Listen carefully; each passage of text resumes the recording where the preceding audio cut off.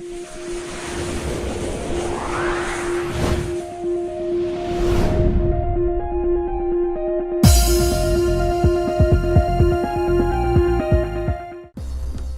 to Live Thinkthank. This channel attempts to provide insights on the global economy, legal reforms, and cultural conflicts.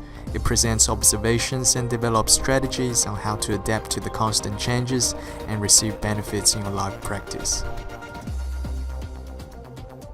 Today, we are going to discuss whether cryptocurrency has an intrinsic value, and if so, what are their intrinsic values?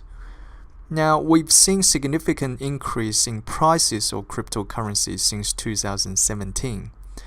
More and more people, including individual and institutional investors, academics, media reporters, and even government officers start participating in discussion of cryptocurrency, which somehow reshapes its future.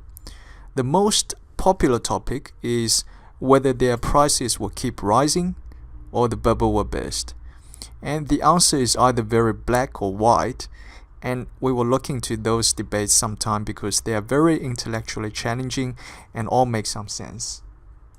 But the fact is, we rarely see such great polarization of opinions on any financial instruments, commodities, securities, or currencies, in particular among institutional investors. This might be understandable given the majority of the institutional investors are working for centralized organizations, while cryptocurrency represents a decentralized commercial reality. Therefore, comparing to individual investors, institutional investors are more likely to be entrenched in their traditional practice. After all, cryptocurrency is relatively new for them. However, the truth is those institutions have actually spent more time, efforts, and resources, and they are very determined to understand the mechanism and get involved as long as they see the value. Right now, there is no dominant economic theory or textbook approach on the valuation mode of cryptocurrency that can be proved and examined by time. As a result of that, whether cryptocurrency has a great prospect to replace or supplement some traditional currencies still appears to be a question that tests a person's belief. And views can be quite split and fiercely contrasting, just like how volatile their market price can be. Having said that, we all know there is one proven principle in the global market. The principle is that the price of a subject matter may go up and down from a short-term perspective, but it fluctuates around and eventually reflects the true value from a long-term perspective. This principle is well manifested in the stock market, where you can assess the intrinsic value of a business by taking into consideration some key measurements, including P/E ratio, earnings per share, return on capital employed, etc. But what if those traditional indicators have no or limited application to cryptocurrency? And what if the intrinsic value is not ascertainable at all, or they are irrelevant to the market price of cryptocurrency? These are the questions that cannot be answered without understanding the very nature of cryptocurrency and how it interacts with the modern financial market. It is my view that originally cryptocurrency was not designed to be a real currency. They are experimental currency designated for some specific purposes. Their currency value is merely a contingent byproduct of blockchain technology. It is the technology behind cryptocurrency that helps resolve problems and create value. The value created by that technology is then recorded on the ledger, which is translated into the holding of cryptocurrency. Take Ethereum, for example.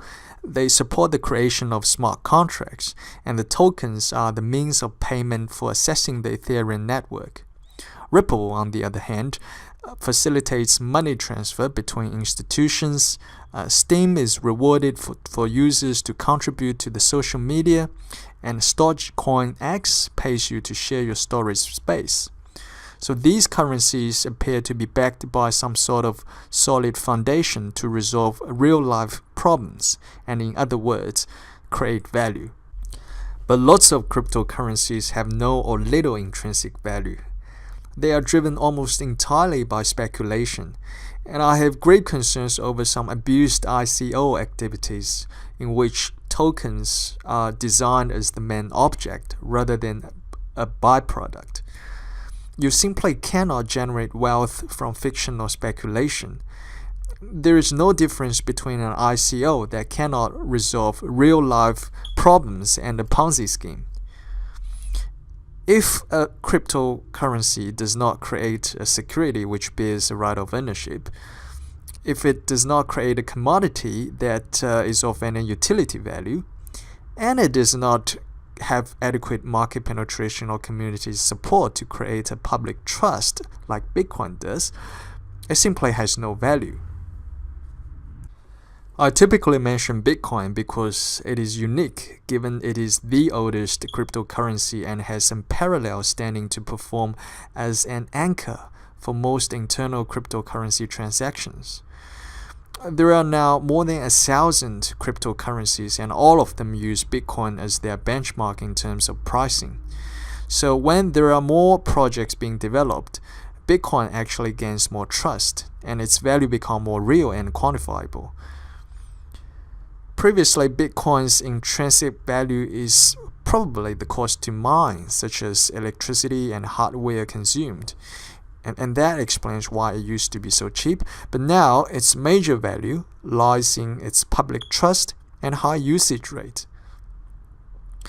This mode can hardly be duplicated, and Bitcoin has a competitive advantage due to the social network effects.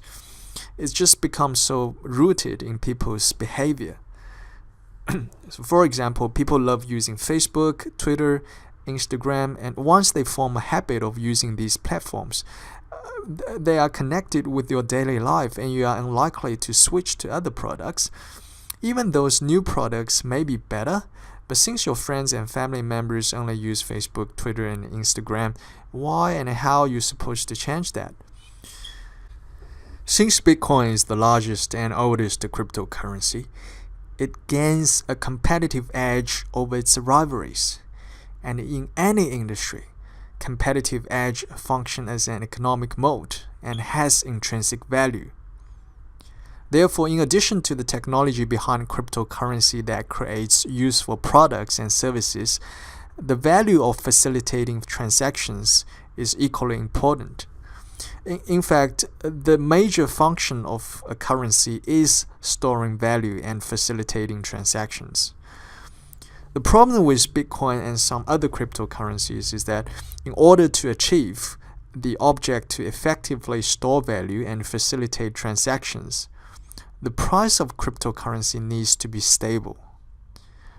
Right now, unfortunately, the market is like a roller coaster.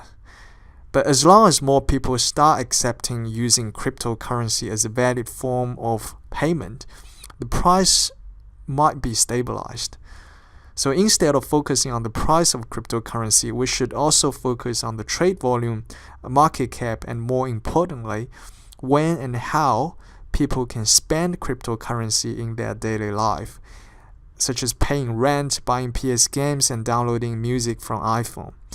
As long as more and more people start using cryptocurrency every day, their value should increase.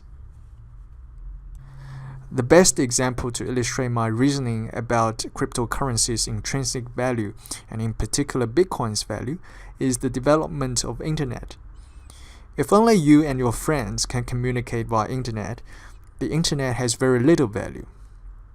But when everyone in the world has access to internet and all accept communication by such protocol, the value grows. And not just by times of the number of people using it, but in an exponential way. It's like you place 1 gram on the first square of the chessboard, 2 on the second, 4 on the third, and so on. You end up putting over 18 quintillion grams on the 64th chessboard. Like wheat on the chessboard, internet initially grows in a slow and steady way, But after the number of users reaches a certain stage, it gets an explosion.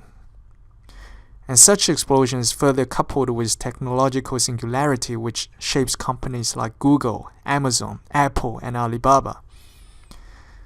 If you understand the rationale behind exponential growth and technological singularity, you will not be surprised at how dramatic increase in stock price of these leading technological companies created.